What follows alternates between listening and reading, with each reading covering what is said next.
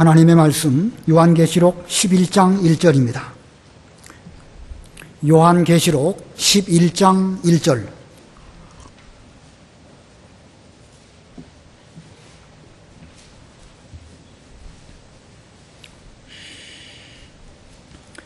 요한계시록 11장 1절입니다. 봉독하겠습니다. 또 그가 내게 지팡이 같은 갈대 하나를 주며 말하였다.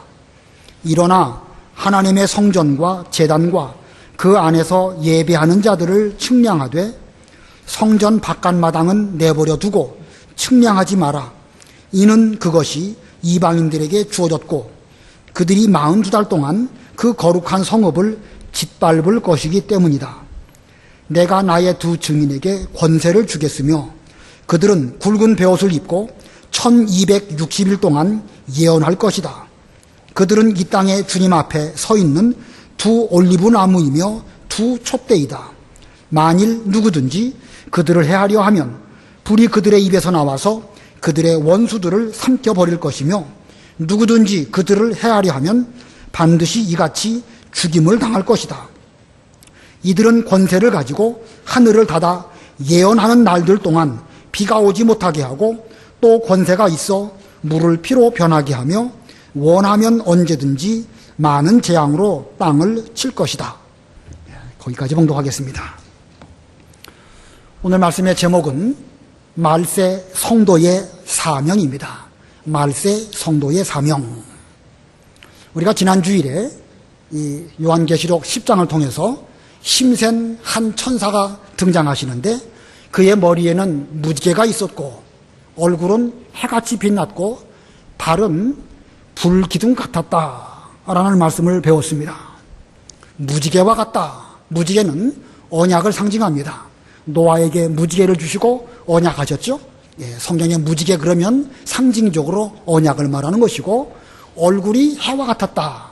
그것은 해는 곧 진리를 상징합니다. 발은 불기둥 같았다. 이 심판의 발입니다. 한쪽 발은 바다를 밟고 있었고 한쪽 발은 땅을 밟고 있었는데 이 무지개를 입고 얼굴이 해와 같고 두 발을 바다와 땅을 밟고 계신 그 힘센 천사, 바로 예수님을 상징합니다. 그런데 그 예수님의 손에 펼쳐 있는 작은 책이 있었습니다. 예수님께서 그것을 사도 요한에게 주시면서 이 책을 먹어라. 입에서는 꿀같이 달겠지만 배에서는 쓸 것이다. 이렇게 요한에게 말씀하셨습니다. 그래서 요한은 그 책을 취하고 먹었더니 과연 입에서는 꿀보다도 송이꿀보다도 더 단 그런 말씀이 되었고 또 그 말씀을 이 배에서 소화시킬 때에는 다시 말하면 그 말씀을 가지고 순종하려고 할 때는 그에게 고난이 있었다. 그것이 그에게 이루어졌습니다. 그리고 이제 10장 마지막 절에 가서 이 계시록 10장 11절에 이 복음을 취하고 먹고 소화시킨 그 요한에게 다시 예언을 하여라. 이렇게 말씀하셨습니다. 자, 하나님 말씀을 잘 취하고 먹고 소화시킨 그 사람에게는 이제 말세에 대하여 해야 할 일이 그에게 사명으로 주어졌습니다. 여기 등장하는 사도 요한, 그는 예수님에게로부터 계시를 받는 사람이지만 그는 곧 교회의 대표요, 우리 성도들의 대표로 예수님에게 그와 같은 진리를 받고 계시를 받은 그런 사람입니다.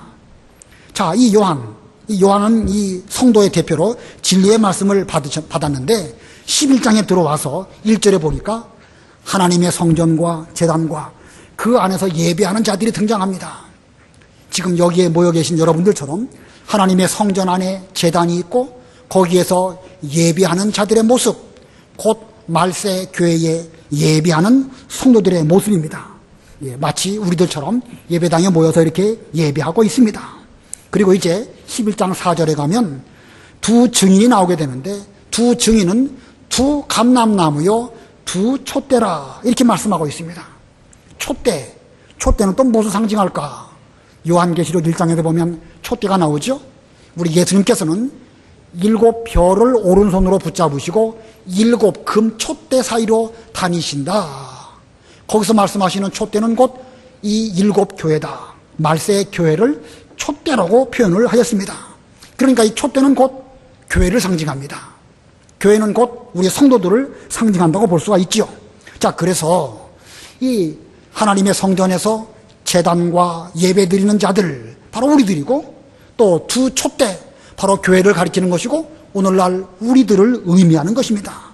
그래서 오늘 제목이 말세를 만나는 성도가 해야 할 사명이 무엇이냐라고 제목을 정했던 것입니다. 자, 말세 성도의 사명. 오늘 본문에서 두 가지로 말씀을 전하려고 합니다. 그 중에 첫 번째, 말세 성도의 사명의 첫 번째는요, 예비하는 자가 될 것입니다. 예비하는 자가 될 것. 특별히 성전 안에 들어와서 예비하는 자가 되어야 우리의 사명을 제대로 잘 감당하는 것입니다. 본문 1절, 2절 읽으시기 바랍니다. 1절. 또 그가 내게 지팡이 같은 갈대 하나를 주며 말하였다. 일어나 하나님의 성전과 제단과 그 안에서 예배하는 자들을 측량하되 성전 밭간마당은 내버려 두고 측량하지 마라.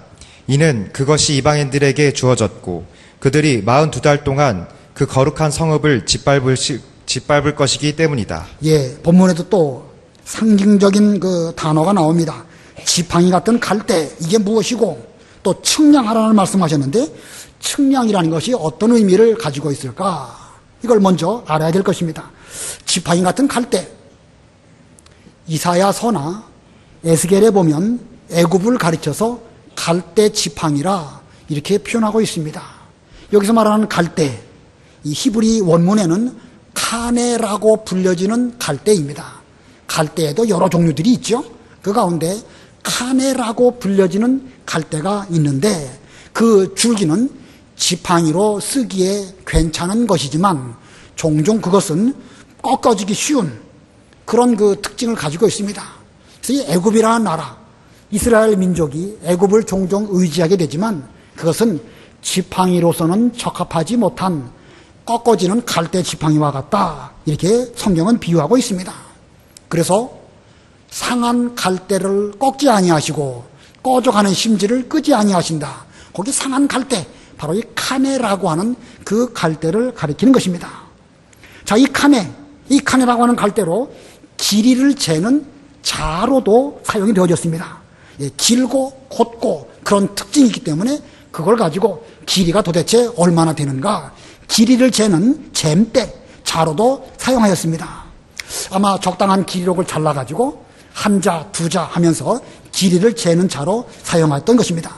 그러다 보니까 그 갈대를 의미하는 카네라고 하는 그 단어가 길이를 재는 갈대자라고 하는 단어로 쓰게 되어졌고, 영어로는 그 갈대자를 캐논이라고 말합니다. 캐논. 이 캐논이라고 말하는 영어 단어의 의미는 정확하게 정경이라고 하는 뜻입니다. 정경. 이 구약시대에 여러 종류의 책들이 신앙서적으로 많이 있습니다. 그 가운데에는 성령의 감동으로 정확하게 계시의 말씀으로 기록된 정경도 있지만 정경 외에 또 다른 책들도 여러 부류들이 많이 있습니다. 그래서 그것들을 부를 때 어떤 것은 정경에 들어가지는 못하지만 그래도 괜찮은 책, 그래가지고 외경이라고 불려지는 것들도 있고, 위경, 위자는 그 거짓이란 말입니다. 위선할 때 위자입니다. 우리말로 쉽게 말하면 짝퉁이라는 뜻이에요.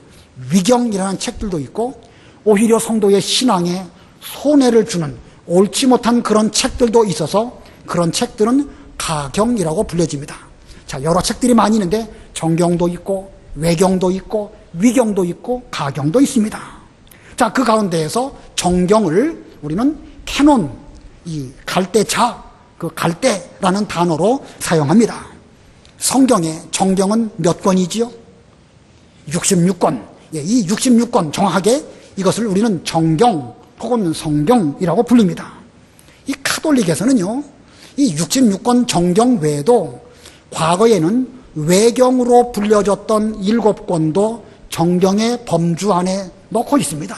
그래서 우리는 신구약 39 더하기 27, 66권을 정경으로 보는데 카톨릭은 지금 66권 더하기 7, 그래서 73권을 그들은 하나님의 말씀, 계시, 정경으로 봅니다. 자, 아무튼 이 정경 그러면, 이 캐논 그러면 바로 이 하나님의 말씀, 성경책을 의미하는 것입니다. 이 지팡이 같은 갈대, 곧 육집 육권 성경을 의미하는 것이고 이 지팡이 같은 갈대로 측량하는 도구로 사용하신다. 이게 측량이라는 것은 길이를 재는 것이죠. 이 길이가 설계도에 맞게 정확한가, 그 측량을 해서 올바로 건물을 지어야 그 건물이 튼튼하고 안전합니다. 그와 같이 이 성도의 신앙생활이 성경 말씀에 합당한지 부합당한지 정확하게 재는 것, 이것을 측량이라고 합니다. 성경 말씀에 딱 맞으면 그건 거룩한 것이고, 성경 말씀보다 길든지 짧든지 뭔가 거기에 가감했다고 하면 그것은 거룩하지 못하고 오히려 속된 것입니다. 자, 그래서 이 측량한다는 뜻은 단순히 길이를 잰다, 이런 뜻만 있는 것이 아니라 그 성경 말씀을 통해서 우리 성도들에게 권고해 주시고 간섭해 주시고 또 우리에게 주신 바 진리의 말씀을 잘 보존하도록 이렇게 이끌어 주시는 것을 이 측량한다라는 표현을 쓰고 있습니다. 스가랴에 보면 측량한다는 말씀이 나오는데 스가랴 1장 16절 읽어보세요. 스가랴 1장 16절. 그러므로 여호와가 이와 같이 말한다. 내가 불쌍히 여겨 예루살렘에 돌아왔으니 그 가운데 나의 집이 세워질 것이다. 만군의 여호와의 말이다. 예루살렘 위에 측량줄이 쳐질 것이다. 예, 이 스가랴 선지자는 그 유다 백성들이 바벨론 포로 70년 만에 돌아오게 되었을 때에 이제 성전 건축을 할 그 즈음에 하나님 말씀을 선포한 선지자입니다. 성전 건축이 도중에 중단되고 어려운 가운데 있었습니다. 그러나 하나님께서는 이제 새롭게 짓는 이 스룹바벨 성전 건축을 위해서 예루살렘으로 하나님이 돌아오셨고, 그리고 그들을 위해서 측량줄이 쳐질 것이다. 이 말씀은 그 스룹바벨 성전이 정확하게 세워지도록 하나님이 권고하시고 간섭하시고 이끌어 주실 것이다, 그런 뜻으로 이 말씀하셨습니다. 스가랴 2장에도 비슷한 말씀이 또 있습니다. 스가랴 2장 1절 2절 읽어보세요. 스가랴 2장 1절. 내가 눈을 들어 보았더니 한 사람이 자기 손에 측량줄을 잡고 있었다. 내가 말하기를 당신은 어디로 가십니까 하니 그가 내게 말하기를 예루살렘을 측량하여 그 너비와 길이가 얼마나 되는지 알아보려고 한다라고 하였다. 예, 스가랴가 환상을 보았는데 환상 가운데 한 사람이 등장을 합니다. 이 등장하는 한 사람, 그의 손에는 측량줄이 있는데 그는 곧 하나님께서 보내신 천사입니다. 하나님께서는 천사를 보내셔서 새롭게 지어지는 스룹바벨 성전의 너비와 길이 그리고 높이가 정확하게 세워지는가, 이것을 간섭하시고, 좀 짧으면 이건 성경 말씀에 맞지 않다, 제대로 지어라 권고하시고, 좀 길면 이거는 너무 길다 이렇게 하시면서 권고하시고 간섭하시는 이런 모습으로 역사하셨습니다. 이와 같이 스룹바벨 성전이 지어질 때에도 우리 하나님께서는 이 측량줄을 손에 잡은 천사를 통하여 성전 건축이 잘 되어지도록 그렇게 간섭하셨습니다. 이와 같은 하나님의 간섭, 이건 은혜로운 간섭이지요. 곧 권고입니다. 이런 하나님의 권고는 이 땅에 살아가는 모든 성도들에게 늘 계속될 뿐만 아니라 우리가 천국에 가서도 하나님의 간섭은 여전히 계속될 것입니다. 요한계시록 21장 15절과 16절 읽어보세요. 요한계시록 21장 15절 16절. 요한계시록 21장 15절. 나와 함께 말하던 천사는 그 성과 그 성의 문들과 성벽을 측량하려고 금 갈대자를 가지고 있었다. 그 성은 네모 반듯하여 그 길이와 너비가 똑같았다. 그가 그 성을 그 갈대로 측량하였는데 12,000 스타디온이었고 그 길이와 너비와 높이가 똑같았다. 예, 말세가 되어서 예수님이 재림하시는 그 즈음에 하늘로부터 새 예루살렘, 새 성전이 내려오는데 그 새 성전을 하나님께서 천사를 통하여 그 성벽을 측량하도록 말씀하셨습니다. 그랬더니 그 천사가 금 갈대 자를 가지고 그것을 측량했는데 그것이 네모 반듯해서 길이, 너비, 높이가 똑같았다. 다시 말하면 이 하나님의 나라에 세워질 성전은 성경 말씀 그대로 정확하게 세워질 그런 영적 성전인 것을 말씀하고 계십니다. 자, 이 측량한다, 이렇게 하나님께서 성경 말씀을 통하여서 우리에게 간섭하시고 권고하시고 그리고 말씀을 잘 보존하도록 그렇게 이끌어 주실 것을 말씀한 것입니다. 자, 이렇게 지팡이 같은 갈대, 성경인데 이 성경을 가지고 측량하도록 말씀하셨는데 이것은 성경으로 우리들을 권고하시고 성도의 거룩을 잘 보존하게 하시는 하나님의 권고와 간섭, 이것을 말하는 것입니다. 오늘 본문으로 돌아오면 여기 1절에 대해서는 지팡이 같은 갈대로 측량하도록 하셨고 2절에 대해서는 측량하지 말고 버려두어라 이렇게 말씀하십니다. 우리 1절, 2절 다시 한번 읽어보시기 바랍니다. 의미를 잘 생각하시면서 1절, 2절. 1절.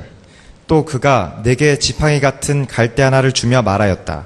일어나 하나님의 성전과 제단과 그 안에서 예배하는 자들을 측량하되 성전 바깥 마당은 내버려 두고 측량하지 마라. 이는 그것이 이방인들에게 주어졌고 그들이 42달 동안 그 거룩한 성읍을 짓밟을 것이기 때문이다. 예, 여러분들은 이 말씀을 잘 이해하시기 위해서는 성전의 구조를 좀 머릿속으로 그려보셔야 됩니다. 뭐 그림을 딱 보여드리면 좋겠는데 거기까지 준비를 못했습니다. 한번 머릿속으로 상상해 보시기 바랍니다. 이 성전에 가면 제일 바깥에 담이 이렇게 네모 반듯하게 쳐져 있습니다. 담이 있고 그 안에 또 다른 그 건물 그 담이 또 있습니다. 담이 두 개가 있죠. 그래서 제일 바깥에를 바깥마당 혹은 이방인들이 거기까지 올 수 있다 그래가지고 이방인의 뜰이라고 불려집니다. 그리고 그 바깥 담 안쪽 거기는 안마당이라고 불려지게 되고 거기는 성전 내부 안으로 포함되어집니다. 그리고 그 안마당 안에는 이스라엘 백성 유대인들이 들어갈 수 있기 때문에 이스라엘의 뜰 혹은 유대인의 뜰이라고 불려집니다. 그리고 그 안에 또 다른 그 포장, 옛날 성전, 그 성막일 경우에는 그 이 텐트 같은 걸로 쳐가지고 또 다른 그 휘장이 있는데 그 안쪽은 제사장만 들어갈 수 있습니다. 제사장만 들어갈 수 있는 그 안쪽 뜰은 제사장의 뜰이라고 불려집니다. 그 제사장의 뜰에는 제단이 있어요.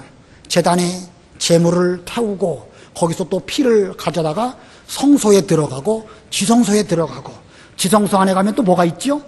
언약궤가 있습니다. 언약궤 위에 그 피를 뿌리고 하나님께 그 은혜를 받는 그런 곳이 바로 지성소 안에 있는 언약궤인 것입니다. 자, 그런데 이 신약 시대에는 이 성전 안에 있는 또 다른 그 제사장의 뜰, 거기에 우리들이 구약 시대의 일반적인 백성들은 거기 못 들어갔지만 신약 시대의 우리들은 이제 마음대로 들어갈 수 있습니다. 왜 그렇죠? 우리가 요즘 시대의 제사장이기 때문에 그렇습니다. 우리는 왕 같은 제사장입니다. 예수 그리스도의 피를 가지고 하나님께 나아갈 때에 당당하게 나아가고 하나님은 우리를 만나주시고 우리에게 대하여 죄 용서를 베풀어 주시는 그런 은혜가 있습니다. 그러므로 이 신약 시대에는 이 그 바깥에 있는 담, 이 한 가지만 있어서 바깥에는 바깥마당, 안쪽은 안마당, 바깥은 성전 밖이고 안쪽은 성전 안입니다. 자, 요한이 요한계시록을 받을 그 즈음은 주후 95년입니다. 이미 주후 70년에 헤롯 성전은 다 무너지고 더 이상 성전이 없는 때입니다.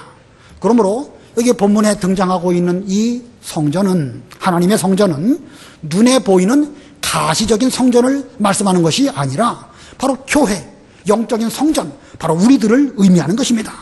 자, 이 성전, 영적 성전이고 말세 교회의 모습을 사도 요한이 계시로 본 것입니다. 이 말세 교회의 특징은 딱 틀로 나눠집니다. 그 담 중심으로 담 바깥이냐 담 안이냐.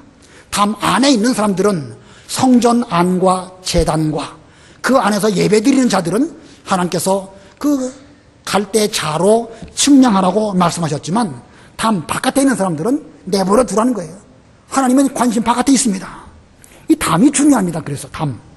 자, 이 본문의 말씀 우리 한번 성경 또 보는데 그 에스겔 42장 20절입니다. 에스겔 42장 20절. 에스겔 42장 20절. 그가 이와 같이 그 사방을 재니 그 사방의 담 앞마당의 길이와 너비가 500장대씩이었다. 그 담은 거룩한 것과 속된 것 사이를 구별하는 것이었다. 예, 그 담은 거룩한 것과 속된 것을 구별하는 것이었다. 에스겔 선지자도 환상 가운데 성전을 보았습니다. 환상 가운데 본 성전이니까 이것은 실제로 이 땅 위에 건축된 그런 성전이 아니고 하나님 나라에 있는 이 상징적인 성전인데 그 규모가 솔로몬 성전이나 수르바벨 성전보다 훨씬 큰 그런 규모의 성전이었습니다. 근데 그 성전에도 지상에 있는 성전과 똑같은 형태의 모습을 취하고 있는데 거기도 담이 있습니다. 근데 그 담은 거룩한 것과 속된 것 사이를 구별하는 이런 담이었습니다. 자, 그러니까 그 담이 중요해요. 담. 이 담 안쪽에 있는 사람들, 여기 1절에 있는 것처럼 성전과 제단과 예비하는 자들, 그들에게 하나님께서 먼저 진리를 주시고 성경 말씀대로 잘 측량하셔서 그들을 잘 권면하시고 그 진리를 훼손당하지 아니하도록 보존케 하시는 이런 은혜를 베풀어 주십니다. 그러나 담 바깥은 어떻지요? 성전 바깥, 이 바깥마당, 거기는 이방인들이 밟고 다니는 것입니다. 그들은 교회 근처에까지는 올지 몰라도 바른 예배에는 참석하지 않기 때문에 버려두게 되고 짓밟히게 되는 것입니다. 하나님의 권고와는 상관이 없는 그런 말세를 보내게 됩니다.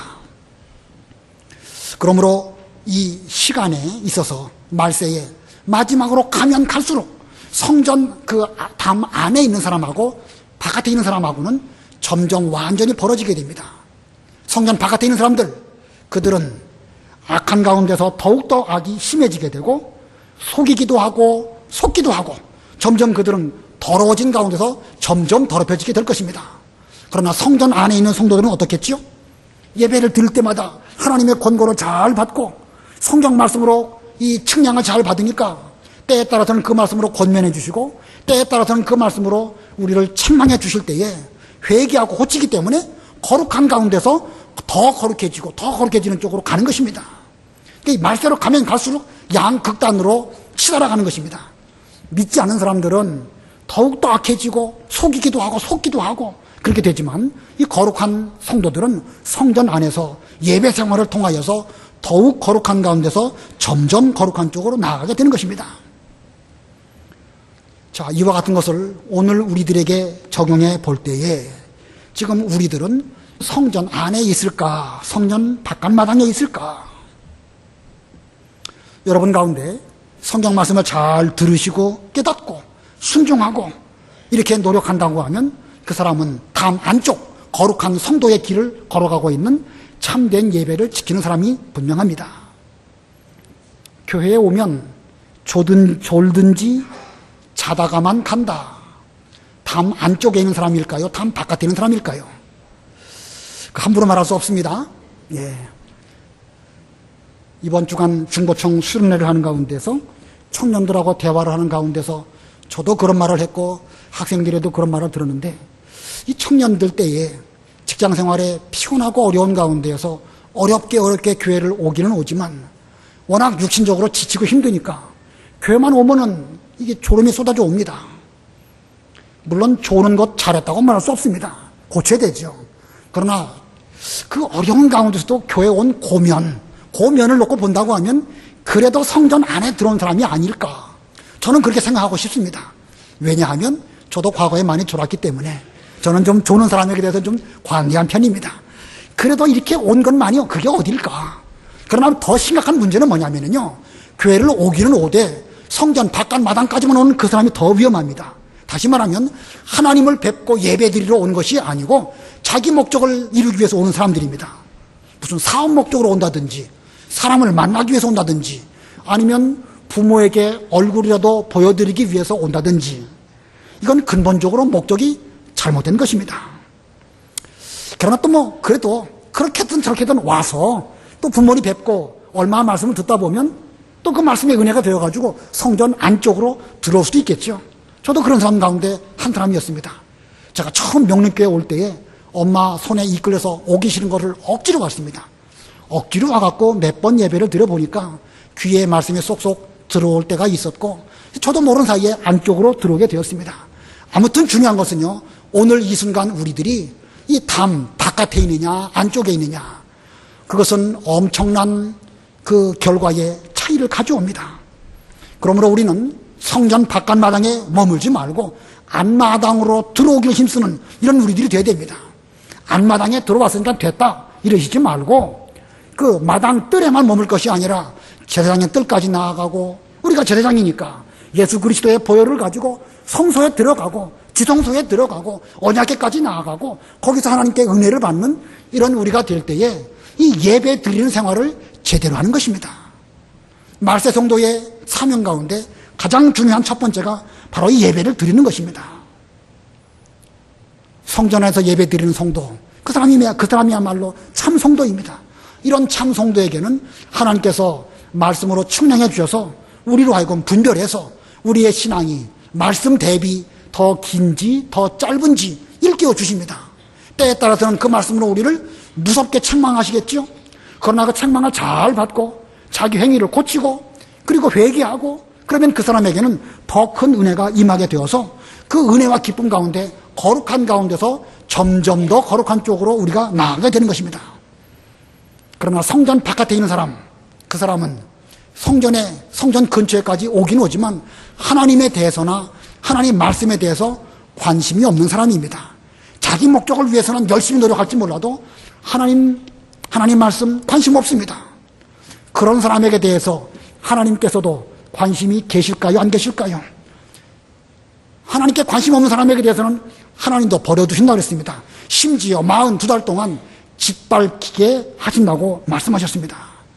이 형식적인 신앙, 온전한 예배가 아닌 그런 사람에게 대해서는 이 말세에 마지막으로 가면 갈수록 점점 더 하나님과 멀어지게 되고 점점 더 죄악에 가까워지게 된다는 사실을 기억하면서 우리 모두는 성전 안으로 들어오기를 힘쓰는 그런 우리가 되어야 되겠고, 하나님 말씀을 들을 때에 들을 귀를 달라고, 분별력을 달라고 기도하시고, 그리고 분별된 가운데에서 우리의 행위를 고치려고 노력하는 이런 우리가 되어야 될 것입니다. 자, 두 번째, 말세 성도의 사명의 두 번째는 예수님의 증인이 될 것입니다. 예수님의 증인이 될 것. 3절 읽어보세요. 3절. 내가 나의 두 증인에게 권세를 주겠으며 그들은 굵은 베옷을 입고 1260일 동안 예언할 것이다. 예, 예수님께서 제자들을 파송하시면서 전도하게 하실 때에 두 사람씩 짝을 지어서 전도하게 하셨습니다. 또 어떤 문제에 대해서 증인을 서게 될 때에는 증인 한 사람은 효력이 없습니다. 반드시 둘 이상의 증인으로 설 때에 그 증거가 효력이 있습니다.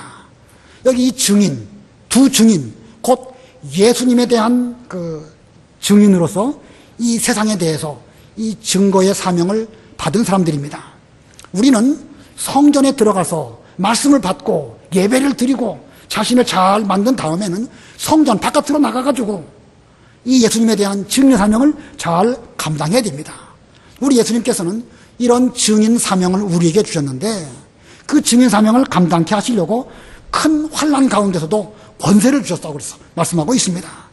자, 우리 성도가 예배를 통하여 이 작은 책을 먹고 영적 양식을 삼았다고 한다면 이제는 성전 밖으로 나아가서 이 예수님의 말씀을 예언하는 예수님의 증인이 되어야 됩니다.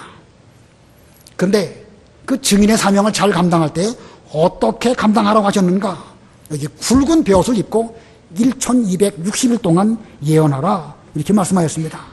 이게 굵은 베옷, 장례 때 입는 그 옷이 굵은 베옷이죠. 그건 슬픔을 상징합니다. 애통을 상징합니다. 이 슬퍼하는 마음으로 이 죽어가는 영혼들을 불쌍하게 여기면서 그들에게 대해서 진심으로 이 예언하는 그런 마음가짐, 이게 굵은 베옷입니다. 나도 과거에 죄인이었는데 이런 은혜를 입었습니다. 형제여, 형제도 이 말씀을 믿고 구원받아가지고 하나님의 자녀가 되기를 바랍니다. 참 애통하는 안타까운 마음을 가지고 이 전도의 사명을 잘 감당하는 태도, 이것이 바로 굵은 베옷을 입은 두 증인의 모습입니다. 그 두 증인은 1260일, 달수로 치면 42달, 또 하루 3일 반, 곧 3년 반을 의미합니다. 성도가 이 땅 위에서 두 증인의 사명을 감당할 수 있는 기간은요, 이 1260일, 곧 3년 반 동안입니다. 이 기간 동안 두 증인의 사명을 감당하려고 할 때에 이건 보통 어려운 일이 아닙니다. 이 일을 위해서는 목숨을 걸어야 됩니다. 죽을 각오가 있어야 이 사명을 감당할 수밖에 없고 결국은 두 증인은 그 사명 감당하다가 죽게 됩니다. 요한계시록 11장 7절 8절 읽어보세요. 11장 7절.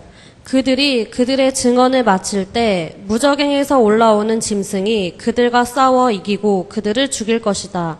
그리고 그들의 시체가 큰 성읍 거리에 놓일 것인데 그 성읍은 영적으로 소돔과 이집트라고 하니 이곳은 곧 그들의 주께서 십자가에 못 박히신 곳이다. 예, 두 증인이 1260일 동안 증거의 사명을 잘 감당하였는데 그 일이 끝날 그때에 무저경에서부터 올라온 짐승이 있습니다.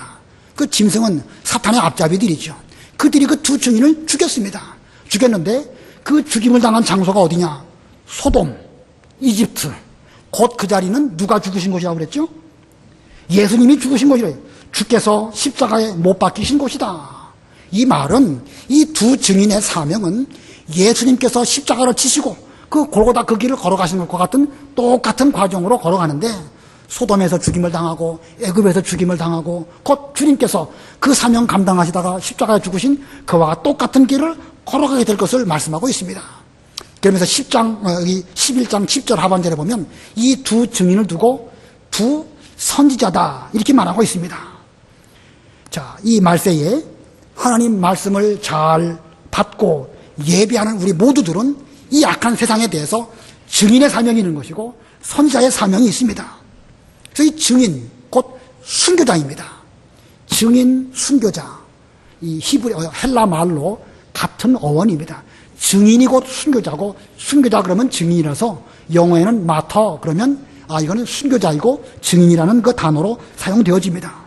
우리 모두는 참 성도로서 먼저 이 예배당에 와서 이 꿀같이 단 하나님 말씀을 잘 듣는 예배에 참석한 이후에는 바깥으로 나아가서 이 말씀을 증거하는 이 사명을 감당하다가 주께서 걸어가신 그 길을 걸어가다가 우리는 죽을 각오를 하고 이 길을 걸어가야 됩니다. 우리가 이 길을 걸어가려고 결심할 때에 우리 주님께서는 우리에게 큰 권세를 주셔가지고 그 일 감당하게 하십니다. 본문 4절로 6절 읽어보세요. 4절. 그들은 이 땅에 주님 앞에 서 있는 두 올리브 나무이며 두 촛대이다.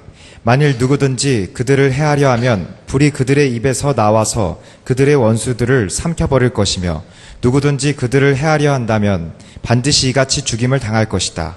이들은 권세를 가지고 하늘을 닫아 예언하는 날들 동안 비가 오지 못하게 하고 또 권세가 있어 물을 피로 변하게 하며 원하면 언제든지 많은 재앙으로 땅을 칠 것이다. 예, 두 증인이 땅에서 이 사명을 감당하는데 그들의 모습을 두 올리브 나무와 두 촛대이다. 예, 두 감람나무와 두 촛대이다. 이렇게 말씀하고 있습니다. 이게 무슨 뜻인지 잘 알고 계시죠? 예, 스가랴 4장을 보면 거기 어떤 모습이 나오냐면 두 금촛대가 나옵니다. 근데 촛대마다 7개의 등불이 있어요. 여러분 7 등불이 있는 촛대 보신 적 있으십니까? 예식장 가면 그런 거 많이 있습니다. 그 등불이 7개입니다. 성경을 참고해서 그들이 만든 것이지요. 자, 그런데 그 금촛대가 등불을 계속 밝히기 위해서는 끊임없이 기름이 공급돼야 되겠죠? 그 기름을 공급하기 위해서 그 금촛대 양쪽에 두 감람나무가 있는데 감람나무와 촛대 사이에 금관으로 연결되어져 있고 그 금관을 통해 가지고 금빛 기름이 계속 공급이 되어집니다. 계속 공급되는 그 기름을 통해 가지고 이 촛대가 계속해서 불을 비춰 나가는 것입니다. 바로 이 두 촛대가 무엇일까?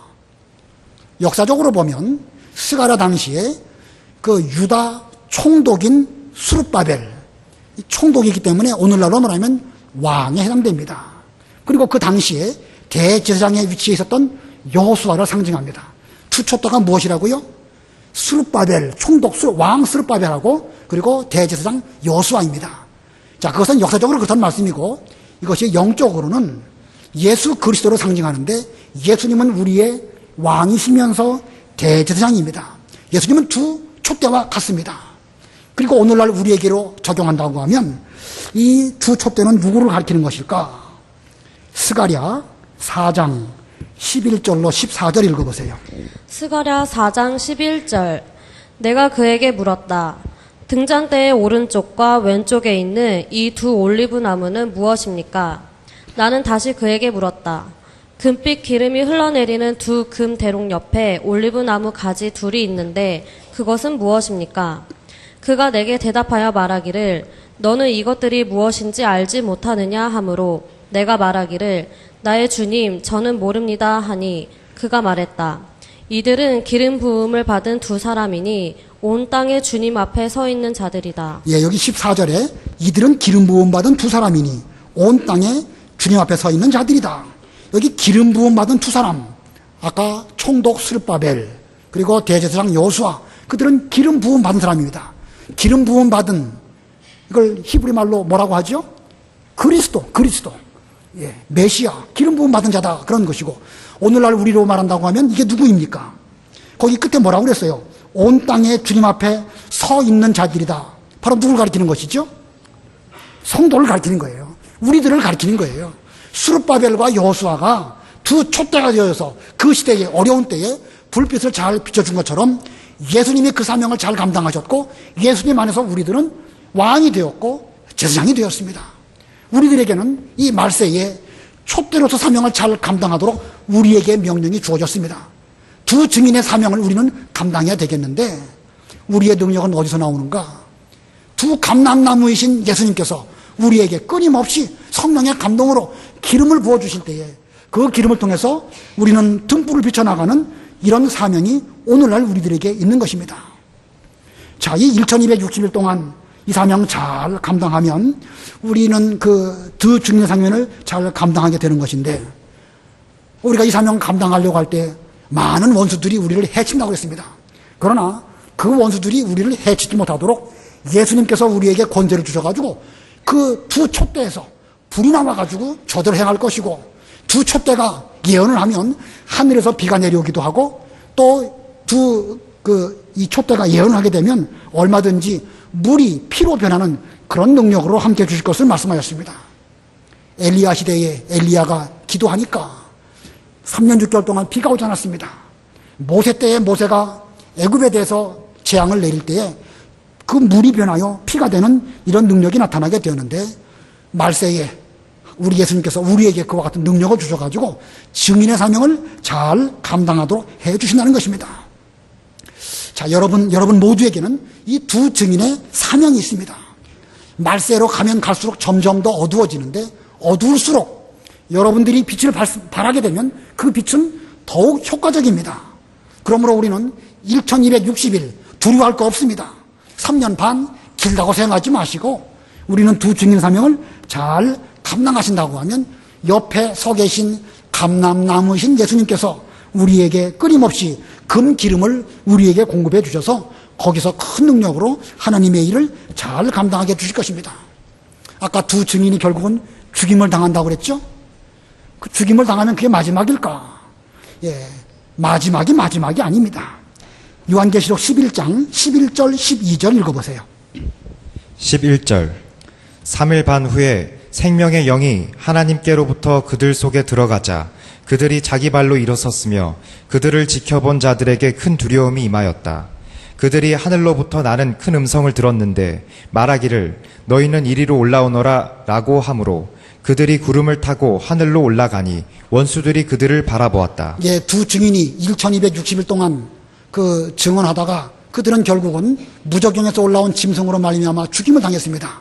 그들은 매장되지 못하고 길가에 버려진 바 되었지만 3일 반 후에 하나님으로 말미암아 그들에게 이제 영을 부어주시니까 그들이 다시 부활하게 되었고, 하나님께서 올라와라 하실 때에 그 명령대로 구름을 타고 하늘로 올라가서 거기서 하나님과 더불어 영원토록 사는 이런 은혜를 입게 된 것입니다. 그러므로 성도가 두 증인의 길을 걸어가다가 죽임을 당하는 거, 그게 마지막이 아닙니다. 우리의 마지막은, 이 땅 위에서 마지막은 부활로 마지막이 되어지는 것이고, 그 마지막은 영원한 천국에 들어가는 이런 영광스러운 세계로 연결되어지는 것입니다. 아무쪼록 오늘날 우리들에게는 이 성전 안으로 들어와서 예배 드리는 이런 사명이 주어졌고, 또 성전 밖에 나아가서 예수님의 증인이 되는 이런 사명이 있습니다.